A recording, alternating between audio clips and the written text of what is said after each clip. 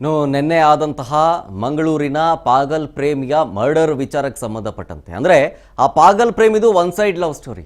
ಆ one side love ಸ್ಟೋರಿಗೆ ಪಾಪ ಆ ಹುಡುಗಿ ಲಾವಣ್ಯ ಜೀವ ಬಿಟ್ಬಿಟ್ರು. ಆಕೆ ಏನು ಪ್ರೀತಿ ಮಾಡ್ತಿರ್ಲಿಲ್ಲ, ಆತ ಪಾಗಲ್ ಆಗೋಗಿದ್ದ, ಹುಚ್ಚ ಆಗೋಗಿದ್ದ ಪ್ರೀತಿಗೆ. ಬಂಟ್ವಾಳದ BC ರೋಡ್ನಲ್ಲಿ ಯುವತಿಯ ಹತ್ಯೆ ಪ್ರಕರಣ ವಿಚಾರ ಸಂಬಂಧ ಪ್ರೀತ್ಸೆ ಅಂತ ಹೇಳಿ ನಿತ್ಯ ಕಾಟ ಕೊಡ್ತಾ ಇದ್ದಂತೆ ಈ ಚೇತನನು ಲಾವಣ್ಯ ಮೇಲಿನ ಅತಿಯಾದ ಪ್ರೇಮದಿಂದ ಚೇತನ್ ಹುಚ್ಚಾಟ ಸಿಕ್ಕಾಪಟ್ಟೆ ಜಾಸ್ತಿ ಆಗೋಗಿದೆ. ಈ ಚೇತನ್ ಬೇರೆ ಯಾರೋ ಅಲ್ಲ, ಆ ಯುವತಿಯ ಸಂಬಂಧಿಕನೇ.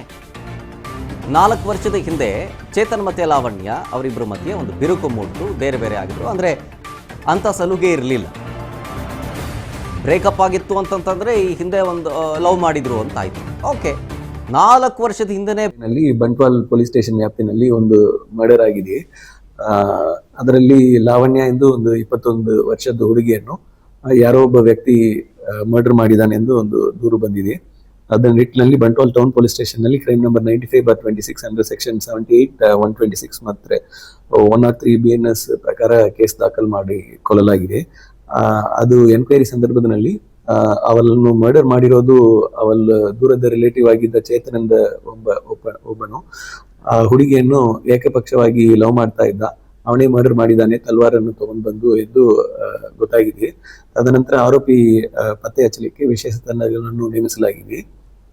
ಇವತ್ತಿನ ಬೆಳಗ್ಗೆ ಆರೋಪಿಯನ್ನು